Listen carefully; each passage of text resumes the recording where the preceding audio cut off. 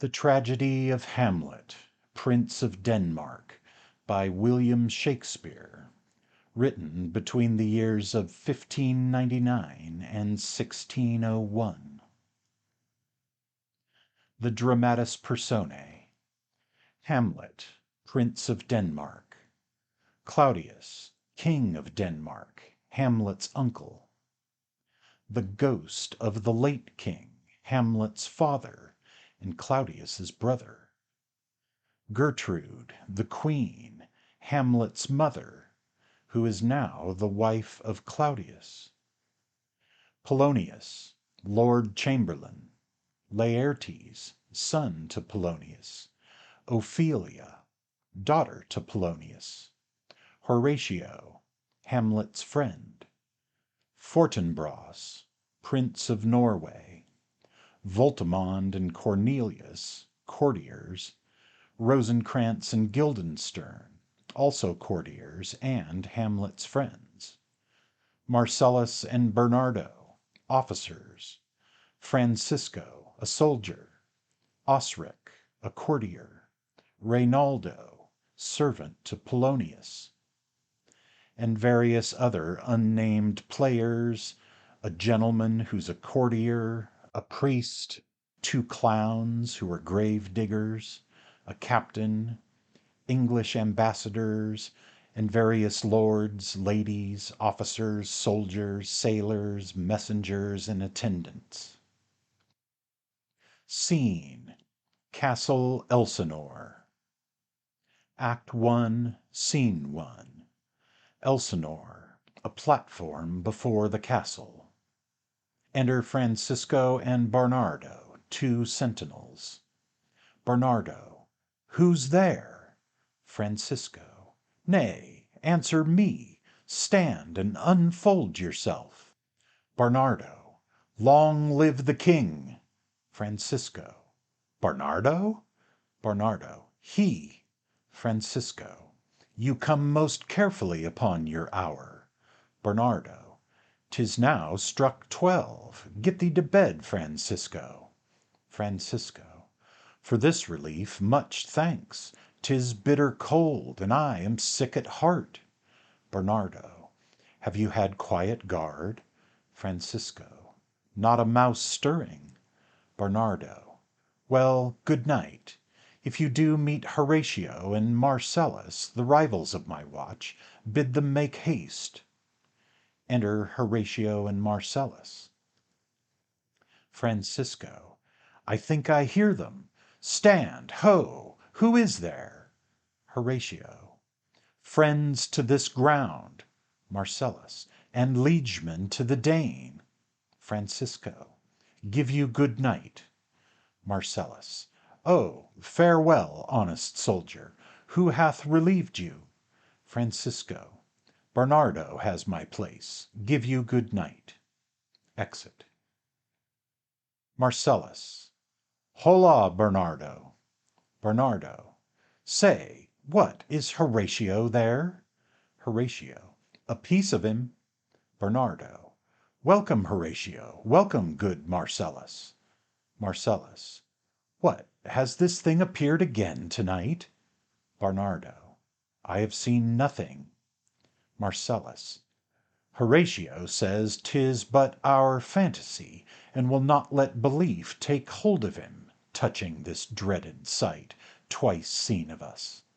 Therefore I have entreated him along with us to watch the minutes of this night, that, if again this apparition come, he may approve our eyes, and speak to it. Horatio: Tush, tush, 'twill not appear. Bernardo: Sit down a while, and let us once again assail your ears that are so fortified against our story, what we two knights have seen. Horatio: Well, sit we down, and let us hear Bernardo speak of this. Bernardo: Last night of all, when yon same star that's westward from the pole had made its course to illumine that part of heaven where now it burns, Marcellus and myself, the bell then beating one. Marcellus: Peace! Break thee off! Look where it comes again. Enter Ghost. Bernardo. In the same figure, like the king that's dead. Marcellus. Thou art a scholar, speak to it, Horatio. Bernardo. Looks it not like the king? Mark it, Horatio. Horatio. Most like. It harrows me with fear and wonder. Bernardo. It would be spoke to. Marcellus. Question it, Horatio. Horatio. What art thou that usurp'st this time of night, together with that fair and warlike form in which the majesty of buried Denmark did sometimes march? By heaven, I charge thee, speak. Marcellus. It is offended. Bernardo. See, it stalks away. Horatio. Stay, speak, speak, I charge thee, speak. Exit Ghost. Marcellus. 'Tis gone, and will not answer. Bernardo. How now, Horatio? You tremble and look pale. Is not this something more than fantasy?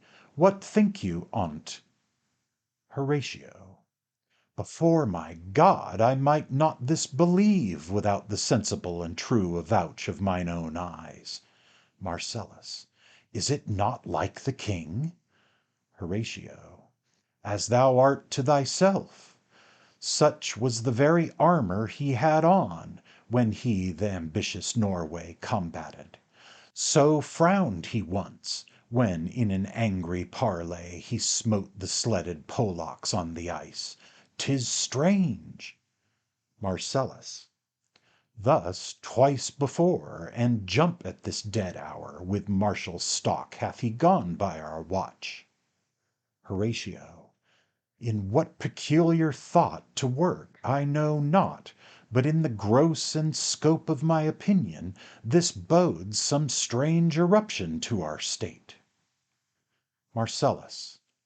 Good now, sit down and tell me, he that knows, why this same strict and most observant watch so nightly toils the subject of the land, and why such daily cast of brazen cannon and foreign mart for implements of war? Why such impress of shipwrights, whose sore task does not divide the Sunday from the week? What might be toward that this sweaty haste doth make the night joint labourer with the day? Who is that can inform me? Horatio. That can I. At least the whisper goes so. Our last king, whose image even but now appeared to us, was, as you know, by Fortinbras of Norway, thereto pricked on by a most emulate pride, darred to the combat; in which our valiant Hamlet, for so this side of our known world esteemed him, did slay this Fortinbras, who by a sealed compact, well ratified by law and heraldry, did forfeit with his life all those his lands which he stood seized of to the conqueror. Against the which a moiety competent was gauged by our king, which had returned to the inheritance of Fortinbras had he been vanquisher, as by the same covenant and carriage of the article designed, his fell to Hamlet. Now, sir, young Fortinbras, of unimproved mettle, hot and full, hath in the skirts of Norway, here and there, sharked up a list of lawless resolutes for food and diet to some enterprise that hath a stomach in it, which in no other, as it doth well appear, unto our state, but to recover of us by strong hand and terms compulsatory those foresaid lands so by his father lost. And this, I take it, is the main motive of our preparations, the source of this our watch, and the chief head of this post haste and rummage in the land. Bernardo. I think it be no other but even so. Well may it sort that this portentous figure comes armed through our watch, so like the king that was, and is the question of these wars. Horatio. A mote it is to trouble the mind's eye. In the most high and palmy state of Rome, a little ere the mightiest Julius fell, the graves stood tenantless, and the sheeted dead did squeak and gibber in the Roman streets, as stars with trains of fire and dews of blood, disasters in the sun. And the moist star, upon whose influence Neptune's empire stands, was sick almost to doomsday with eclipse, and even the like precurse of fierce events, as harbingers preceding still the fates, and prologue to the omen coming on, have heaven and earth together demonstrated unto our climatures and countrymen. Re-enter Ghost. But soft! Behold! Lo, where it comes again! I'll cross it though it blast me. Stay, illusion! If thou hast any sound or use of voice, speak to me. If there be any good thing to be done, that may to thee do ease and grace to me, speak to me. If thou art privy to thy country's fate, which, happily foreknowing, may avoid, O speak! Or if thou hast uphoarded in thy life extorted treasure in the womb of earth, for which they say you spirits oft walk in death, speak of it, stay and speak. The cock crows. Stop it, Marcellus! Marcellus. Shall I strike at it with my partisan? Horatio. Do, if it will not stand.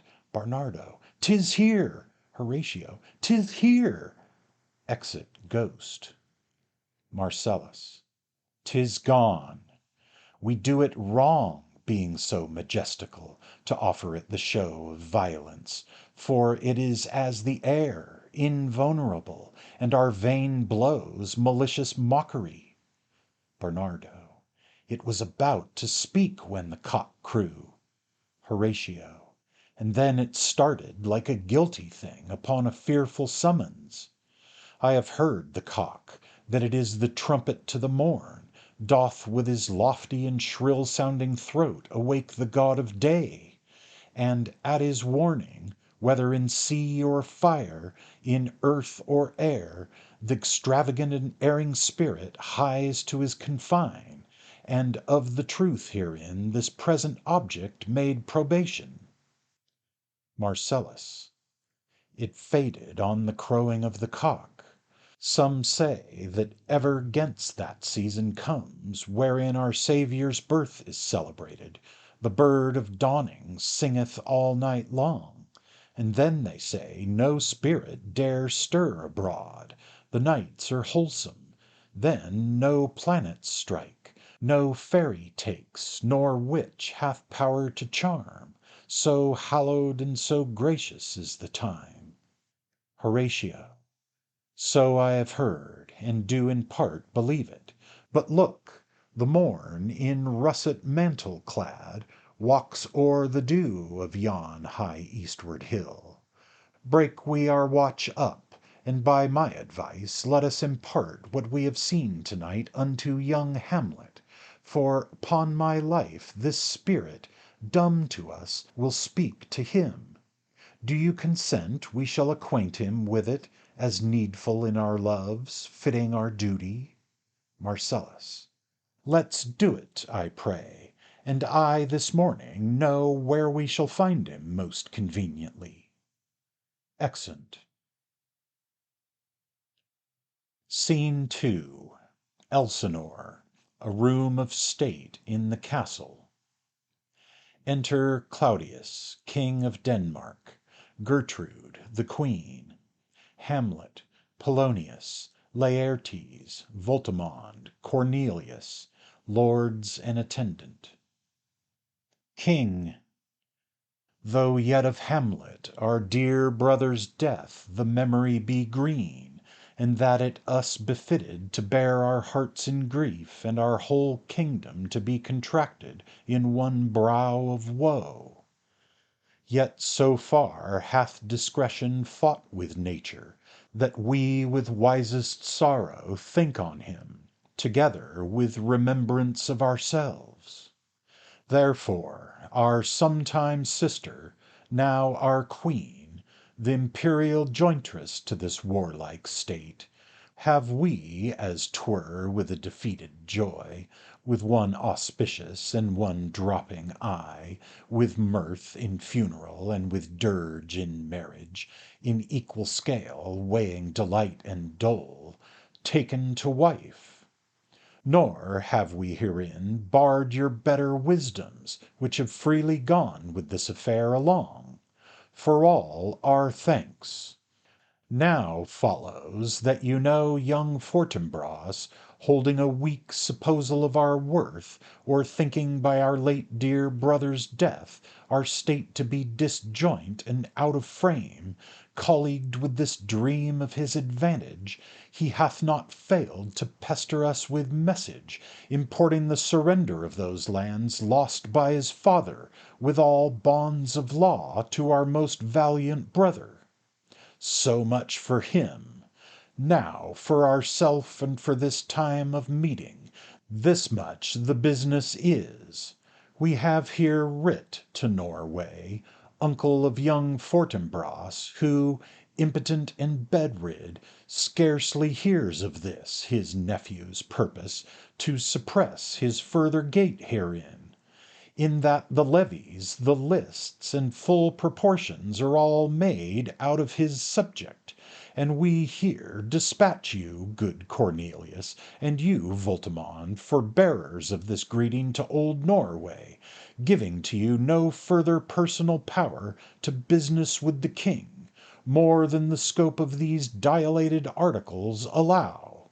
Farewell, and let your haste commend your duty. Cornelius and Voltimand. In that and all things will we show our duty.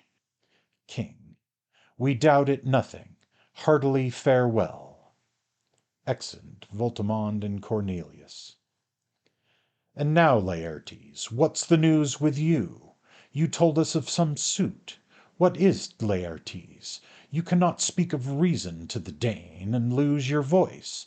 What wouldst thou beg, Laertes, that shall not be my offer, not thy asking? The head is not more native to the heart, the hand more instrumental to the mouth, than is the throne of Denmark to thy father. What wouldst thou have, Laertes? Laertes. Dread, my lord, your leave and favour to return to France, from whence, though willingly I came to Denmark to show my duty in your coronation, yet now I must confess that, duty done, my thoughts and wishes bend again toward France, and bow them to your gracious leave and pardon. King. Have you your father's leave? What says Polonius? Polonius. He hath, my lord, wrung from me my slow leave by laboursome petition, and at last upon his will I sealed my hard consent. I do beseech you give him leave to go. King. Take thy fair hour, Laertes, time be thine, and thy best graces spend it at thy will. But now, my cousin Hamlet, and my son. Hamlet. Aside. A little more than kin, and less than kind. King. How is it that the clouds still hang on you? Hamlet. Not so, my lord, I am too much in the sun. Queen. Good Hamlet, cast thy nighted colour off, and let thine eye look like a friend on Denmark. Do not forever with thy veiled lids seek for thy noble father in the dust. Thou know'st 'tis common, all that lives must die, passing through nature to eternity. Hamlet. Ay, madam, it is common. Queen. If it be, why seems it so particular with thee? Hamlet. Seems, madam, nay, it is. I know not seems. 'Tis not alone my inky cloak, good mother, nor customary suits of solemn black, nor windy suspiration of forced breath, no, nor the fruitful river in the eye, nor the dejected haviour of the visage, together with all forms, moods, shows of grief that can denote me truly.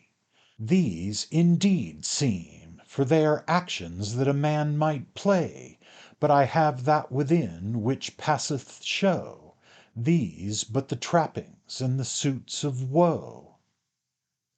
King. 'Tis sweet and commendable in your nature, Hamlet, to give these mourning duties to your father. But you must know, your father lost a father.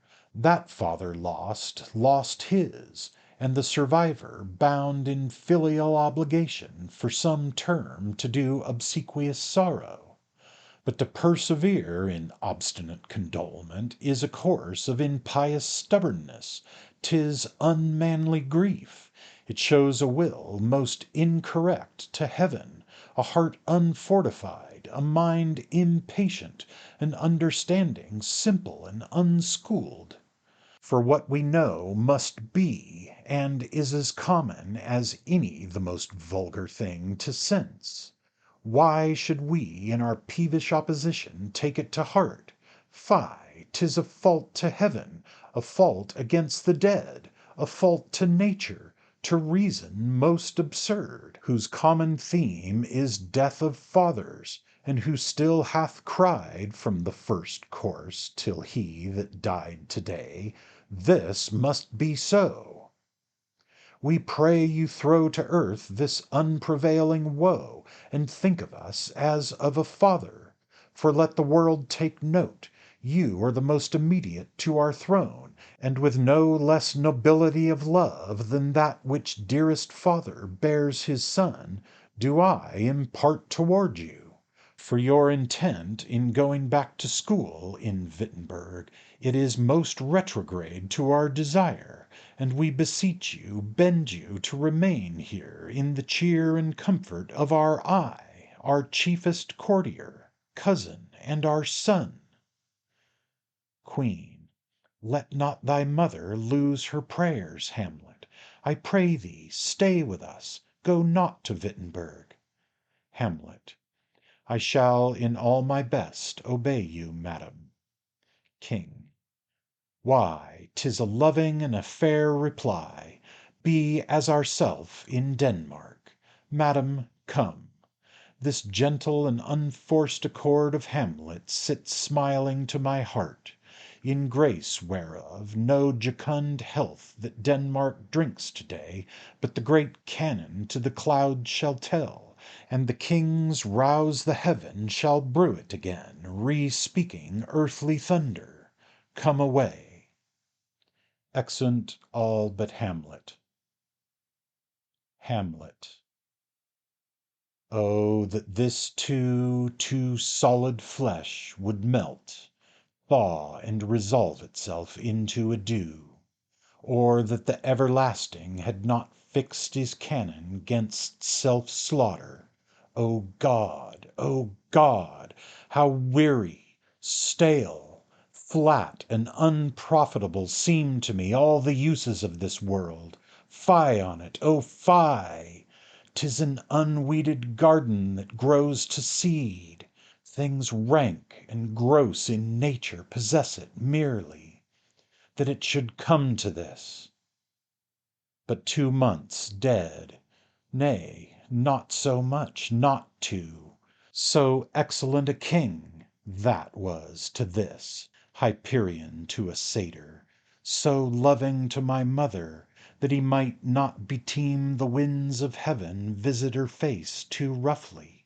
Heaven and earth must I remember? Why, she would hang on him, as if increase of appetite had grown by what it fed on, and yet within a month! Let me not think on it. Frailty, thy name is woman. A little month, or ere those shoes were old with which she followed my poor father's body, like Niobe, all tears. Why she, even she, O God, a beast that once discourse of reason would have mourned longer, married with mine uncle, my father's brother, but no more like my father than I to Hercules. Within a month, ere yet the salt of most unrighteous tears had left the flushing in her galled eyes, she married. O most wicked speed, to post with such dexterity to incestuous sheets! It is not, nor it cannot come to good. But break my heart, for I must hold my tongue. Enter Horatio, Marcellus, and Barnardo. Horatio. Hail to your lordship! Hamlet. I am glad to see you well. Horatio, or I do forget myself. Horatio. The same, my lord, and your poor servant ever. Hamlet. Sir, my good friend, I'll change that name with you. And what make you from Wittenberg, Horatio? Marcellus? Marcellus. My good lord. Hamlet. I am very glad to see you. Good even, sir. But what, in faith, make you from Wittenberg? Horatio. A truant disposition, good my lord. Hamlet. I would not hear your enemy say so, nor shall you do my ear that violence to make it truster of your own report against yourself. I know you are no truant, but what is your affair in Elsinore? We'll teach you to drink deep ere you depart. Horatio. My lord, I came to see your father's funeral. Hamlet. I prithee do not mock me, fellow student. I think it was to see my mother's wedding. Horatio. Indeed, my lord, it followed hard upon. Hamlet. Thrift, thrift, Horatio! The funeral baked meats did coldly furnish forth the marriage tables. Would I had met my dearest foe in heaven, or ever I had seen that day, Horatio! My father! Methinks I see my father. Horatio. Where, my lord? Hamlet. In my mind's eye, Horatio. Horatio. I saw him once. He was a goodly king. Hamlet. He was a man. Take him for all in all. I shall not look upon his like again. Horatio. My lord, I think I saw him yesternight. Hamlet. Saw? Who? Horatio. My lord, the king, your father. Hamlet. The king, my father! Horatio. Season your admiration for a while with an attent ear till I may deliver upon the witness of these gentlemen this marvel to you. Hamlet. For God's love, let me hear. Horatio. 2 nights together had these gentlemen, Marcellus and Barnardo, on their watch, in the dead waste and middle of the night, been thus encountered. A figure like your father, armed at point exactly, cap a pie, appears before them, and with solemn march goes slow and stately by them. Thrice he walked by their oppressed and fear-surprised eyes, within his truncheon's length, whilst they, distilled almost to jelly with the act of fear, stand dumb, and speak not to him. This to me in dreadful secrecy impart they did, and I with them the 3rd night kept the watch, where, as they had delivered, both in time, form of the thing, each word made true and good, the apparition comes. I knew your father. These hands are not more like. Hamlet. But where was this? Marcellus. My lord, upon the platform, where we watch. Hamlet. Did you not speak to it? Horatio. My lord, I did, but answer made it none. Yet once methought it lifted up its head, and did address itself to motion, like as it would speak. But even then the morning cock crew loud, and at the sound it shrunk in haste away and vanished from our sight. Hamlet. 'Tis very strange. Horatio. As I do live, my honored lord, 'tis true, and we did think it writ down in our duty to let you know of it. Hamlet. Indeed, indeed, sirs, but this troubles me. Hold you the watch tonight? Marcellus and Barnardo. We do, my lord. Hamlet. Armed, say you? Both. Armed, my lord. Hamlet. From top to toe? Both. My lord, from head to foot. Hamlet. Then saw you not his face? Horatio. Oh yes, my lord, he wore his beaver up. Hamlet. What, looked he frowningly? Horatio. A countenance more in sorrow than in anger. Hamlet. Pale or red? Horatio. Nay, very pale. Hamlet. And fixed his eyes upon you? Horatio. Most constantly. Hamlet. I would I had been there. Horatio. It would have much amazed you. Hamlet. Very like, very like. Stayed it long? Horatio. While one with moderate haste might tell 100. Marcellus and Barnardo. Longer, longer. Horatio. Not when I saw it. Hamlet. His beard was grizzled, no? Horatio. It was, as I had seen it in his life, a sable silvered. Hamlet. I will watch tonight. Perchance 'twill walk again. Horatio. I warrant you it will. Hamlet. If it assume my noble father's person, I'll speak to it, though hell itself should gape and bid me hold my peace. I pray you all, if you have hitherto concealed this sight, let it be tenable in your silence still, and whatsoever else shall hap tonight, give it an understanding, but no tongue. I will requite your loves. So fare ye well. Upon the platform 'twixt 11 and 12 I'll visit you. All. Our duty to your honor. Hamlet. Your loves as mine to you. Farewell. Exeunt Horatio, Marcellus, and Barnardo. My father's spirit! In arms!